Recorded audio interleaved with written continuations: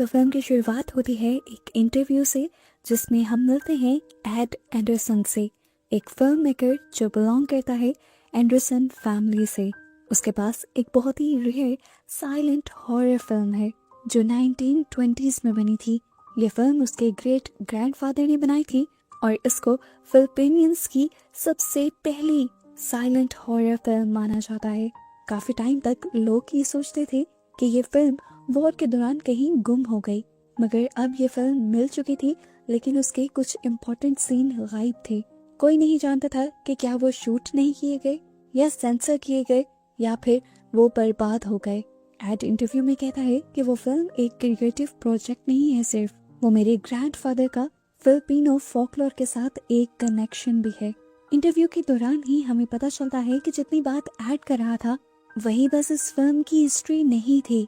इस फिल्म की शूटिंग के दौरान ऐड के ग्रेट ग्रैंडफादर के ऊपर एक इल्जाम भी लगा था, जो कि फिल्म की लीड एक्ट्रेस ने लगाया था। पर उस इल्जाम की हकीकत क्या है, आज तक कोई इस बात का पता नहीं चला पाया। खैर, एड इस टॉपिक को बदल देता है और कहता है कि हम जो फिल्म रिस्टोर कर रहे हैं इसका काम 10 सालों से चल रहा है और इसमें मेरा साथ मेरे बहुत अच्छे दोस्त और फिल्म मेकर रुएल भी दे रहे हैं। दोनों मिलकर हम मिसिंग फुटेज भी ढूंढ रहे हैं।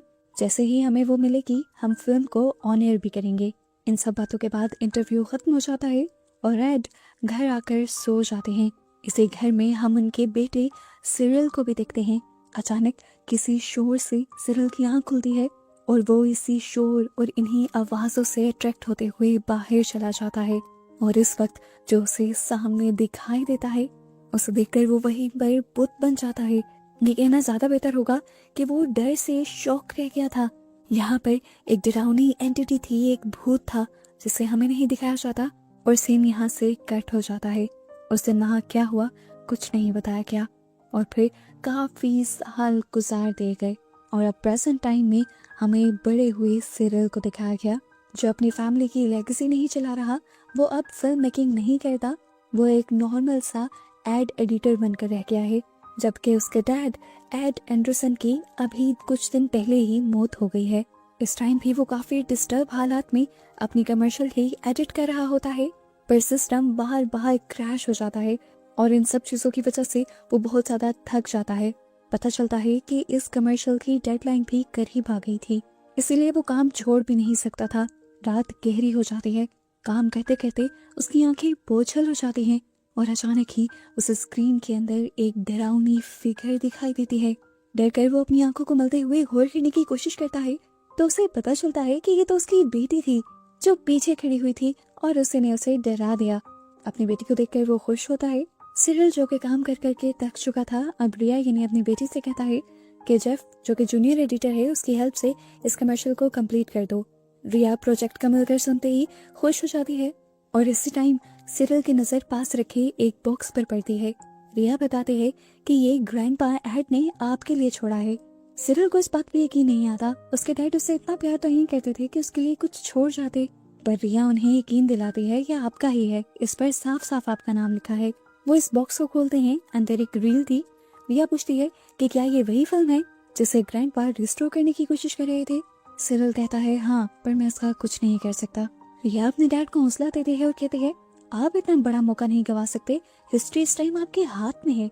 फिल्म टीम की पहली साइलेंट हॉरर फिल्म, इसको ऑन एयर कर आप बहुत पैसा कमा सकते हैं। अगर आप पूरा ऑन एयर नहीं करना चाहते कम से कम यूट्यूब चैनल पर ही अपलोड कर दें। पर सिरिल कहता है पता नहीं डैड ने इसे कंप्लीट किया भी है या नहीं। उसकी बातों से रिया फ्रस्ट्रेट हो जाती है। उसके यहाँ से चले जाने के बाद सिरिल अपना इनबॉक्स चेक करता है। वो देखता है कि उसे मरने से पहले उसके डैड की काफी ईमेल्स आई हुई थी, जिनमें से आखिरी ईमेल में लिखा था I am sorry, it's yours now, goodbye. वो उससे अपने किए की माफी मांग रहे थे और साथ में ये भी बता रहे थे कि जो रील उन्होंने भेजी है वो अब सिरिल की है। इसको पढ़कर सिरिल डिस्टर्ब हो जाता है और अब ऑनलाइन अपने डैड की मौत के बारे में सर्च करने लगता है। वहीं पर उसे अपने डैड की मुर्दा हालत में कुछ पिक्चर्स भी नजर आती हैं, जिसके पास यही रिकॉर्डिंग रखी हुई थी। पर क्या मालूम इस रिकॉर्डिंग में वही फिल्म थी या नहीं थी। इसीलिए वो अपने डैड के दोस्त रुएल का एक इंटरव्यू सुनते हैं जो उन्होंने एड के मरने के बाद दिया था। वो इंटरव्यू में कहते हैं एड का फाइनल प्रोजेक्ट एक मिथ की तरह था, एक लॉस्ट साइलेंट फिल्म जो कि 1920s की थी। लोग उसके बारे में बातें बनाते हैं कि पता नहीं वो एग्जिस्ट करती भी है कि नहीं, लेकिन रोयल कंफर्म कर देता है कि वो फिल्म एग्जिस्ट करती है। उसकी ज़्यादातर रील्स इन्हें मिल गई थी, लेकिन फिल्म अभी भी कंप्लीट नहीं हुई ऐड के जाने के बाद भी। ये सब देखने के बाद सिरिल दोबारा उस रील को उठाता है और कुछ सोच ही रहा होता है कि अचानक उसे डरावनी आवाज़ से आने लगते हैं, उसी एंटिटी की जिस पर ये मूवी बनाई गई थी। इस टाइम उसे उसी की आवाज़ें आ रही थी और उसी का साया दिखाई दे रहा था, जिसकी वजह से सिरिल डर जाता है। लेकिन फिर गौर करने पर पता चलता है कि ये तो रिया और जेफ खड़े थे। वो अपने इमोशंस पर काबू पाते हुए रिया से कहता है, जाओ सिक्योरिटी गार्ड से स्टोर रूम की चाबी लेकर आओ, अब हम इस थ्रिल पर काम करेंगे। ये सुनकर रिया की आंखें चमक जाती हैं। स्टूडियो में एंटर होते ही सिरिल रिया को बताता है कि यहाँ पर साइलेंट फिल्म एरा से लेकर 80s तक की फिल्म के सारे इक्विपमेंट्स रखे हुए हैं। यहाँ ये लोग एक मूवीओला उठा लेते हैं जो पुरानी एडिटिंग मशीन थी, और इसी के जरिए ये लोग अब काम करने वाले थे। यहाँ इनके आते ही अचानक से लाइट्स भी फ्लिकर करती हैं, लेकिन ये इस चीज को ज्यादा नोटिस नहीं करते। इन सारी चीजों को देखते हुए रिया पूछती है कि मैंने सुना था कि ग्रैंडपा ने आपके बचपन में भी इस पर काम करना शुरू किया था और फिर बंद कर दिया, उसके पीछे क्या रीजन थी? सिरिल बताता है कि उस टाइम मेरी मॉम मर गई थी। ये कहते ही अचानक से सीन्स फ्लैशबैक में चले जाते हैं और हमें सिरिल की सोचें दिखाई जाती हैं। उसे आज भी याद था कि उसने अपनी मॉम के कटे हुए सर को एक एंटिटी के हाथ में देखा था। वो डर कर एक और मर्तबा होश में आता है और रिया से कहता है, उस टाइम जो कुछ हुआ मैं नहीं बता सकता, लेकिन शायद इस फिल्म को देखने के बाद तुम समझ जाओ कि मेरी मॉम के साथ क्या हुआ था। खैर रील शुरू होती है, फिल्म का नाम रिवील होता है, द मनान गर्ल। ये उसी एंटिटी का नाम था जो फिलिपिनियन फोकलोर में पाई जाती थी। खैर ये लोग फिल्म देखने लगते हैं और रिया एक्टिंग के बारे में कहती है कि ये एक्टिंग बहुत फेक लगती है। सिरिल समझाता है कि ये साइलेंट फिल्म होती है, ऑडियंस को सब कुछ बॉडी लैंग्वेज से और फेशियल एक्सप्रेशन से ही समझाना होता है। जैसे जैसे फिल्म आगे बढ़ती है तो अचानक उसी एंटिटी का चेहरा इस फिल्म में दिखाई देता है। ये चेहरा हुबहू वैसा ही था जैसा सिरिल ने बचपन में अपनी मॉम के साथ देखा था। उसे यकीन था कि उसकी मॉम को भी इसी एंटिटी ने मारा है जिस पर यह फिल्म बनाई गई है। इसी वजह से वो इसको देखकर डिस्टर्ब हो जाता है और खुद ब्रेक पर चला जाता है और रिया से कहता है कि फोन में इस फिल्म का क्लिप बनाकर रूयल को भेज दो ताकि वो इसे कंफर्म कर दे, मैं इसे कंफर्म नहीं करूंगा। रिया कहते हैं, हम सब पुराने तरीके से कर ही क्यों नहीं हैं, हम इसे डिजिटलाइज भी तो कर सकते हैं। पर सिरिल मना कर देता है और रिया का मूड ऑफ हो जाता है। अगले दिन सिरिल बाकी के क्लिप्स रिव्यू करने लगता है और अचानक उसे महसूस होता है कि कोई उसके पीछे आकर खड़ा हो गया। उसने सोचा कि रिया होगी, पर जब उसने पीछे मुड़कर देखा तो वहाँ उसके डैड थे, लेकिन वो तो मर चुके थे। उन्हें देखकर वो अचानक से अपनी पुरानी यादों में खो जाता है। एक मर्तबा जब वो इसी रील को छूने लगा था तब उसके डैड उसके ऊपर बहुत चिल्लाए थे। उन्होंने सिरिल को यूजलेस भी बोला था और सिरिल को मारा भी था। इस टाइम भी जब उसके डैड उसे मारने के लिए लपकते हैं तो हमें पता चलता है कि ये सिर्फ सिरिल की इमेजिनेशन थी। अब तो ये रील उसके डैड उसे खुद ही देकर गए थे। यहाँ रिया सीक्रेटली उस रील के कुछ क्लिप्स यूट्यूब पर अपलोड करने की कोशिश करती है, पर बार बार वो फेल हो जाते हैं।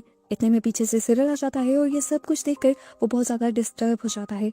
लेकिन रिया फौरन ही अपने किए की माफी मांगकर अपने डैड का मूड ठीक कर देती है।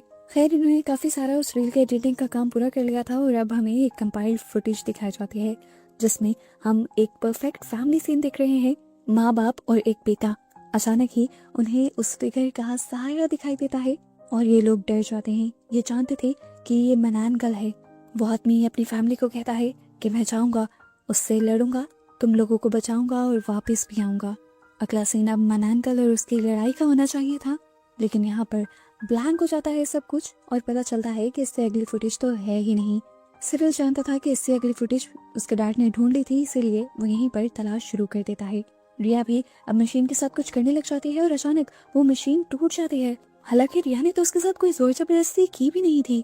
यहाँ पर सिरिल का उस मशीन का टूटा हुआ हिस्सा देखना था कि वो पागल हो गया और उसने रिया के ऊपर बहुत ज्यादा चिल्ला चिल्ला कर गुस्सा किया। हालांकि वो एक बुरा बाप नहीं था अपने बाप की तरह, और रिया ने भी उसका ऐसा रवैया पहली मर्तबा देखा था। वो भी बहुत ज्यादा शौक रह जाती है और खामोश हो जाती है। वो अपने डैड से कहती है, मैं दूसरे रूम में जाकर ये वाला स्पेयर पार्ट ले आती हूँ। दूसरे स्टोर रूम में बहुत सारे कॉस्ट्यूम और तरह की चीजें होती हैं, और जब वो एक कबर्ड के अंदर वो स्पेयर पार्ट ढूंढ रही होती है तो अचानक उसके ऊपर वही क्रिएचर गिर जाती है जिसके ऊपर वो फिल्म बनाई गई थी। वो डर जाती है लेकिन पता चलता है कि ये तो सिर्फ उस क्रिएचर का कॉस्ट्यूम था, और ये वही कॉस्ट्यूम था जो उस फिल्म में दसों सालों पहले इस्तेमाल हुआ था। वो सोच में पड़ जाती है कि इतनी पुरानी चीज अब यहाँ पर कैसे, और इतनी ठीक हालत में। उस टाइम जंग का माहौल था, बहुत सारी चीजें तबाह हो गई, तो ये कॉस्ट्यूम कैसे बच गया। वो डर कर जब ये सवाल सिरिल से करती है तो सिरिल कहता है शायद रेप्लिका होगा। ये सब उसने अपनी बेटी को रिलैक्स करने के लिए कहा था। कंफ्यूज तो असल में वो खुद भी हो चुका था। बचपन से ही वो स्टूडियो में आता जाता रहा है, लेकिन ये कॉस्ट्यूम पहली मर्तबा उसकी नजर में पड़ा है। खैर, ये लोग दोबारा रील सेट करने में लग जाते हैं और इतने में जेफ आकर इनसे कहता है इससे यहाँ तो कमर्शियल पूरी नहीं होगी, डेडलाइन भी आ जाएगी। सिरिल उससे कहता है जाओ जाके डेडलाइन एक्सटेंड करवा दो, हम नहीं आ रहे। जेफ जब उनके ऊपर गुस्सा होता है तो सिरिल उसे भी डांट कर निकाल देता है और रिया से कहता है जानबूझ कर रहा है ये लड़का, इसे पता है कि हम लोग कितना करीब पहुंच गए हैं मंजिल के, हम इससे आगे ना निकल जाएं, इसीलिए ये कर रहा है। सिरिल के सर पे जुनून इतना ज्यादा चढ़ गया था कि आधी रात को भी वो जाकर रिया को उठा देता है और उससे कहता है जल्दी प्रीव्यू तैयार करो, अंकल रोयल आ रहे हैं सब कुछ देखने के लिए। अगले जो क्लिप्स उन्हें मिल गए थे, इन क्लिप्स में मनैन गर्ल उस बच्चे के पास पड़ रही थी जिसे उसके माँ बाप बचाने की कोशिश कर रहे थे। वो बच्चा बहुत ज्यादा डर जाता है। क्रिएचर का साया जैसे ही उस बच्चे के ऊपर पड़ता है तो वो बच्चा डर कर नीचे जमीन पर गिर जाता है और एक और मर्तबा स्क्रीन ब्लैंक हो जाती है।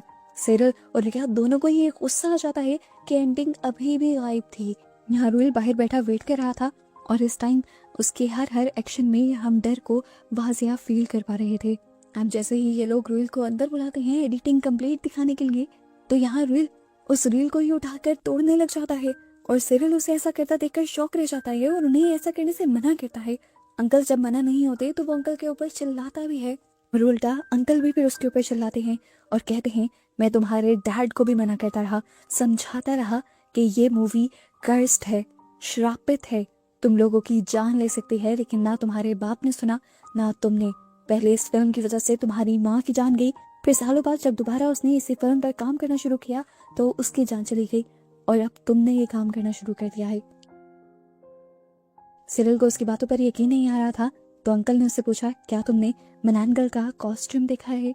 वो हाँ में जवाब देता है तो अंकल उस कॉस्ट्यूम को मांगते हैं। जब ये लोग वहाँ कॉस्ट्यूम लेने के लिए जाते हैं तो कॉस्ट्यूम इस टाइम वहाँ नहीं था। ये लोग पागलों की तरह उस कॉस्ट्यूम को ढूंढने लगे और तभी अचानक मनैन गर्ल अंकल रोयल के सामने आकर खड़ी हो गई। दूसरी तरफ हमें दिखाया जाता है कि रिया इन सारी चीजों के बाद बहुत ज्यादा कंफ्यूज हो गई थी कि आखिर इस मूवी में ऐसा था क्या जिसकी वजह से ये सब कुछ हो रहा था। वो जब गूगल करती है तो उसे बहुत सी अनसेटलिंग चीजें मिलती हैं। इस मूवी की लीड एक्ट्रेस स्टेला इस मूवी को करने के बाद ज्यादातर मेंटल हॉस्पिटल में रही। यहीं पर रिया को एक रिकॉर्डिंग भी मिलती है जहाँ पर स्टेला उसके ग्रेट ग्रैंडफादर के ऊपर उसकी इज्जत को खराब होने का इल्जाम लगा रही थी। वो कहते हैं कि जिस सेट पर ये लोग काम कर रहे थे वहां से कुछ अननेचुरल चीजें भी उसके सामने आ गई हैं और वो उन अननेचुरल चीजों को किसी एंटिटी का नाम नहीं देती, यानी कोई भूत वगैरह नहीं कहती। वो कहती है कि मेरे शर्म, मेरे गुस्से और मेरे दर्द ने एक सुपर नेचुरल रूप ले लिया है और वही अब मनैन गर्ल बन गई है और वो मनैन गर्ल इस पूरी फैमिली को श्राप देती है एंडरसन की ब्लड लाइन का कोई भी जिंदा नहीं बचेगा, मैं सबको मार डालूंगी। इसी टाइम पर जेफ वहां आ जाता है जहां पर रिया बैठ के रिसर्च कर रही थी। वो सबसे कहता है साइड प्रोजेक्ट करते रहो, अपना काम ना करना। वो कहता है ये रील में उठाकर लेके जा रहा हूँ, जब तक अब कमर्शियल फिनिश नहीं होती कोई ही काम नहीं करेगा। हालांकि रिया उसे रोकती रह जाती है लेकिन वो कॉरिडोर में चला जाता है और इस टाइम उसके सामने आ जाते हैं मनैन गर्ल। अचानक मनैन गर्ल उसके सामने से गायब होकर उसके पीछे आ जाते हैं और फिर सीन यहाँ से कट हो जाता है। बात साफ यही थी कि उसने जेफ को मार डाला। यहाँ पर सिरिल जब रोयल को स्टोर रूम में ढूंढ रहा था तो अचानक उसके सामने मनैन गर्ल आ गई। वो उससे बचने के लिए भागता है और साथ में रिया को भी बचाने का सोचता है और जैसे ही रिया तक पहुंचता है तो उसे मनैन गर्ल रिया के ठीक पीछे खड़ी दिखाई देती है, लेकिन फिर अगले ही पल वो दोबारा गायब हो जाती है। यहाँ पर सिरिल रिया से पूछता है कि रील्स कहाँ गई। वो बताते हैं कि जेफ ले गया और यहाँ सिरिल का गुस्सा बहुत ज्यादा बढ़ जाता है और वो चिल्लाने लगता है। यह एक और मर्तबा उससे माफी मांगती है पर सिरिल चिल्ला के कहता है प्लीज चली जाओ यहाँ से। रिया भी चली जाती है और सिरिल अकेला रह जाता है, थका हारा। रिया ने आज अपनी मॉम को कॉल करके बताया कि सिरिल बहुत ज्यादा अजीब बिहेव कर रहा है। हालांकि वो और उसकी मॉम जानते थे कि सिरिल कभी भी ऐसा बिहेव नहीं करता, वो एक बहुत ही काम रहने वाला इंसान था, फिर पता नहीं ऐसे क्यों कर रहा था। उसकी मॉम कहती है रुको मैं खुद आकर देखती हूँ। सिरिल अब उसे में ड्रिंक करने लग गया था और अचानक ही उसे मन्ना अंकल दिखाई देती है, जिसकी अब बॉडी सिर्फ आधी थी। उसी बॉडी का ऊपर वाला आधा हिस्सा नजर आ रहा था। इस टाइम सिरिल उससे डरा नहीं बल्कि उसके पीछे जाने लगा। वो उसे लेकर स्क्रीनिंग रूम में चली गई, जहाँ पर उसने देखा कि एक रील रखी हुई थी और इस पर एंडिंग लिखा था। मन्ना अंकल ने उससे कहा कि इसे सेट करो। रील को ऑन करने पर उसे रील के अंदर दिखाई देता है एक लड़का जिसके सामने उसकी माँ की लाश थी। हालांकि उसको मन्ना अंकल ने मारा था, लेकिन उसके डैड उसकी मॉम के मरने का सारा इल्जाम उसके बेटे पर डाल रहे थे, ये कहते हुए कि तुम्हें बचाने के चक्कर में तुम्हारी माँ चली गई और मैं भी तुम्हें बचाने के चक्कर में उसे बचा ना पाया। ये सीन सिरिल को अपने बचपन से मिलता जुलता लगता है। उसे याद आता है कि उसकी मॉम भी उसके डैड से जब काफी ज्यादा नाराज थी और उन्हें छोड़कर जाने वाली थी, तब उसके डैड पास आए थे उसके। उन्होंने कहा, देखो तुम्हारी मॉम तुम्हें छोड़कर जा रही है, तुम डरना मत, तुम सो जाओ, मैं कुछ ऐसा करूंगा कि तुम्हारी मॉम हमेशा हमारे साथ रहे। इससे आगे वो कुछ भी सोचना नहीं चाहता था, देखना नहीं चाहता था, इसीलिए उसने अपनी सोचों को झटका और यहाँ सीन प्रेजेंट में आ गया। हमने देखा कि मन्ना अंकल सिरिल के बिल्कुल सर पर खड़ी हुई थी, वो डरावनी एंटिटी। वो मन्ना अंकल के सर पर हाथ रख के कहती है, या तो इसे कंप्लीट करो या मैं तुम्हें मार दूंगी। सिरिल डरते हुए कहता है, रुको, मैं इसे पूरा कर सकता हूँ। दूसरी तरफ अब हमें रिया को दिखाया जाता है, जिस बिल्डिंग से बाहर जाना चाहती थी, वहाँ वो जेफ और सिक्योरिटी गार्ड की डेड बॉडी देखकर डर जाती है और इतने में ही अचानक कोई उसके कंधे पर हाथ रखता है। पीछे मुड़कर देखा कि मन्ना अंकल थी, जिसे देखकर वो चिल्ला दी और यहाँ स्क्रीन ब्लैक हो गई। यहाँ क्या हुआ नहीं पता चला। कुछ देर बाद हमें दिखाया जाता है कि रिया की मॉम भी इसी पोस्ट हाउस में आती है। असल में जिस घर में ये लोग रहते थे उसको पोस्ट हाउस के नाम से जाना जाता था। वो यहाँ पर आकर रिया को ढूंढने लग जाते हैं और उन्हें एक जगह जमीन पर रिया का बैग पड़ा मिलता है। वो वहीं आके स्टूडियो की तरफ पढ़ना शुरू करती हैं और अचानक मन्ना अंकल उनके भी सामने आ जाते हैं और यहाँ बस हमें एक चीख सुनाई देती है और स्क्रीन दोबारा से ब्लैक हो जाती है। अगले सीन में हमें रिया एक कुर्सी से बंधी दिखाई दे रही थी, जिसका मतलब था कि मन्ना अंकल ने उसे नहीं मारा। सामने वाले टेबल पर उसकी मॉम का कटा हुआ सर था, जिसे देखकर वो चिल्ला दी। सिरिल, जिसे ये आवाज आई, वो आवाज का पीछा करते हुए यहाँ आया, लेकिन अपनी वाइफ की डेड बॉडी देखकर वो बिल्कुल हैरान नहीं हुआ। उल्टा उसने रिया से भी कहा, शांत हो जाओ, शांत हो जाओ। साफ पता चल रहा था कि इस टाइम वो मन्ना अंकल के पोजेशन के अंदर है। मन्ना अंकल ने उसकी बॉडी पर, उसके दिमाग पर कब्जा कर लिया है। अब वो जबरदस्ती वो फिल्म रिया के सामने ऑन कर देता है और कहता है कि ये तुम्हारे लिए एक प्राइवेट प्रीमियर है। अब बताओ कि इसकी एंडिंग को किस तरह सेट करना चाहिए। एंडिंग क्रिएचर को दिखाते हुए होनी चाहिए या उस बच्चे को दिखाते हुए। रिया कहती है, मुझे नहीं पता। ये सुनकर सिरिल चिल्ला देता है और कहता है, क्या फायदा तुम्हारी फिल्मिंग स्कूल में इतने हजारों देने का। तुम्हारी फीसों की वजह से मैं यहाँ कमर्शियल एडिट कर कर मर गया। मैंने अपना ख्वाब छोड़ दिया, फिल्म नहीं बनाई, और तुम ये कह रही हो कि तुम्हें कुछ नहीं पता। उसकी आवाज इतनी धीमी, इतनी अजीब थी कि ऐसा लग रहा था कि जैसे उसकी आवाज से बोल कोई और रहा हो। यहाँ पर रिया रोने लग जाती है और उसके रोते हुए सिरिल कहता है, तुम मेरा दर्द महसूस करोगी, तुम मेरा दर्द महसूस करोगी रिया। यहाँ स्क्रीन पर भी अब मन्ना अंकल रिया की तरफ बढ़ने लगती है और यह इन सारी चीजों से डरकर अपने आप को आजाद करवाने की कोशिशों में लग जाती है और अचानक यहाँ की लाइट्स भी बंद हो जाती हैं। जैसे ही रिया के ऊपर वो क्रिएचर अटैक करने ही वाली होती है, रिया यहाँ पर पड़ा हुआ एक चाकू उठाकर उस क्रिएचर के अंदर स्टैब कर देती है। उसे लगा कि उसने उस क्रिएचर को मार दिया, लेकिन क्रिएचर सिर्फ जख्मी थी। यहाँ पर जैसे ही लाइट वापस आई, उसने क्रिएचर के मुंह को टच करना चाहा, लेकिन ये तो एक कॉस्ट्यूम था और इस कॉस्ट्यूम के अंदर कोई और नहीं बल्कि सिरिल ही था। वो जानती थी कि उसके डैड के ऊपर उसी डार्क फोर्स ने कब्जा कर कर उससे ये सब करवाया है। सिरिल बहुत मुश्किल से अपने आप को होश में लेकर आता है और रिया से कहता है, इस फिल्म को जला दो, यही आखिरी रास्ता है उस कर्ज से बचने का। ये स्टेला का कर्ज है जो इस फिल्म से जुड़ा है। मैं समझ गया हूँ कि एंडरसन फैमिली का कोई भी आदमी जब जब इस फिल्म को देखेगा या इस फिल्म से रिलेटेड कोई भी काम करेगा तो वो मारा जाएगा। रिया अपने डैड की बातें सुनकर रोने लग जाती है और उन्हें अपने हाथों में समेट लेती है। वो बहुत ज़्यादा जख्मी थे। इस टाइम उनकी आखिरी सांसें चल रही थी। इस टाइम बस रिया को सब्र ही करना था। मूवी के पोस्ट क्रेडिट सीन में हम देखते हैं कि रिया वो सारी रील्स जला रही थी और अपने डैड के साथ बिताए अच्छे पलों को याद कर रही थी। इस टाइम उसे लगा था कि वो सारा श्राप, वो सारा कर्ज खत्म हो गया, लेकिन अचानक उसका फ़ोन बजता है। वो देखती है कि ये यूट्यूब की नोटिफिकेशंस थे। उस फिल्म की कुछ फुटेजेस जो उसने अपलोड करने की कोशिश की थी और अपलोड नहीं हुई थी, वो अब अपलोड हो गई थी और हज़ारों लोग उसे देख चुके थे। वो कंफ्यूज हो जाती है कि पता नहीं अब क्या होगा।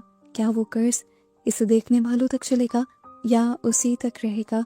उसकी सोच और इसी मिस्ट्री के साथ ये फिल्म यहाँ ख़त्म हो जाती है।